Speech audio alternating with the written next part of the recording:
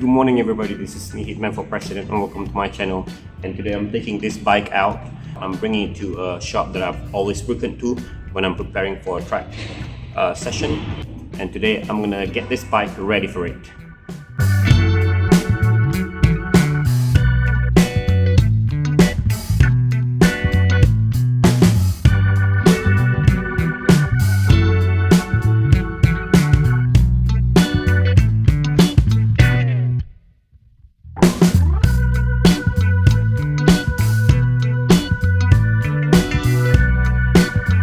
I just got the bike setup done. I just want to share what I've done to the bike and let's see if it can give you some ideas if you want to make some modifications on the bike.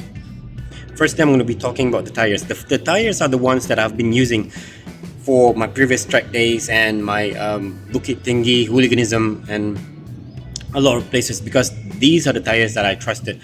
You can talk about Super Corsas, the Dunlop KR, but those choices are a bit too expensive. I'm looking for the budget ones, so if you're under budget of 500 ringgit, get this tire. It's the IRC Isaac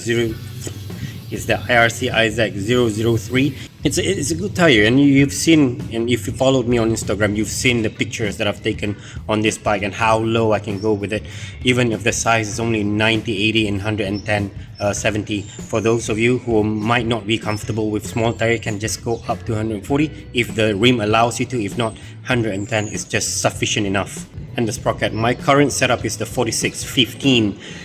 And in my previous video, I did say that I want to try out the new sprocket setup, which is the 14 at the front and 44 at the back, which is equivalent to a 47 in the rear and 15 in the front. But I'm not comfortable with having this kind of change, and I don't know if I'm ready for that, so I apologize for it, because I did say that I want to try it, but I'm just gonna have to pass this time. And then a new set of chain. This chain is not a racing chain, not like the one that I used before, the RK HRU, but this chain is the 415 size.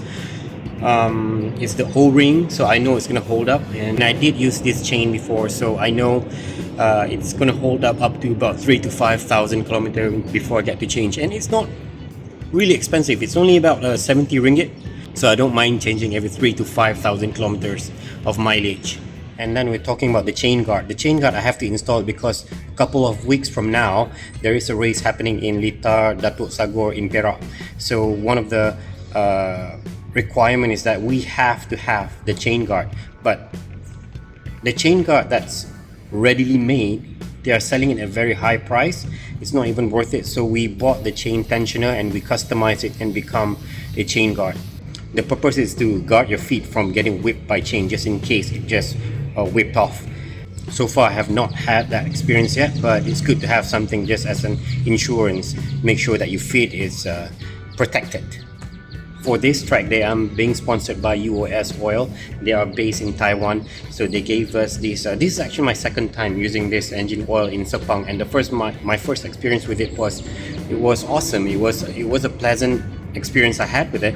I managed to clock my best time in Sepang, and the engine doesn't make any weird noises and temperature doesn't go up, and rightfully so. It's an Ester Racing engine oil that's being produced by them, and when I used it in the Sepang before, I had a pleasant experience with it. It's equivalent to the Moto 300V, but I still don't recommend it for road use, because that's the reason why it's called racing engine oil. You use it for the track, and then you take it out and then just replace it with the semi-synthetic, the cheaper ones. But for track use, this one is great. I'm not going to recommend it if I feel otherwise. So yeah, if you're thinking about getting your first UOS engine oil, don't hesitate, go ahead and do it.